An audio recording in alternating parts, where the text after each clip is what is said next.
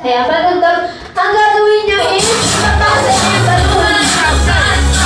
Ayan, bibigay nyo yung balloon sa katabi nyo. Feliz, bibigay mo kay LA yung balloon. Ay, Feliz, give mo kay LA. Ayan. Ano ba sinabi ko? Dali. Go! Pasa mo kay LA!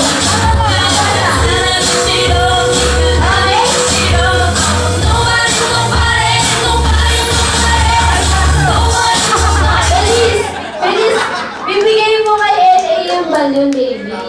Give it to LA. Ayan. Go, pass it! Lakihan nyo, laki lang.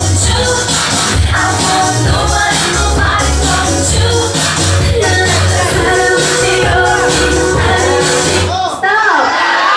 Ayun. Pag nag-stop yung music, syempre titigil din yung pagpasa ng balloon. For example, tumigil yung music na kay LA yung balloon. Syempre, kung sino yung last na may hawak ng balloon, siya po yung ma-out. Katulad ni LA, dapat out na siya. Pero example lang yon.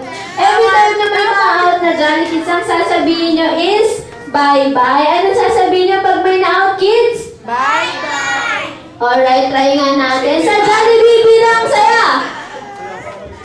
Ay, hindi ba bye-bye? Wala na nakinig. Sa Jollibee bilang saya! Ayan. Sheila, lapit ka dito kay LA. Dali. Nandito na. Ready na kayo, kids? Hep, hep! Hooray! Hooray! Ayan. Go, pass the balloon! Pass! Pass na, pass! Bigyan mo kayo. Larol. Ayan, Eddie. Okay, go! Bilisan na! Go! Pass! Ayan, stop! Pass? Ayan, sino yung may hawak ng balloon? Ayan, siya si Ellen. Si Jude. So, anong sasabihin natin kay Jude, baby? Ano sasabihin natin kay Jude? Bye-bye. Bye-bye, Jude. Sali ka ulit sa next game. Later again. And join the game later, ha? Okay, Jaron. Go, pass the balloon.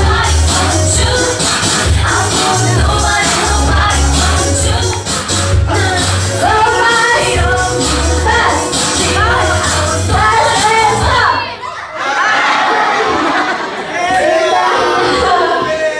Nakasabi na Tanya. Anong sasabihin kay Tanya? Bye-bye, Tanya. Thank you for joining. Alright.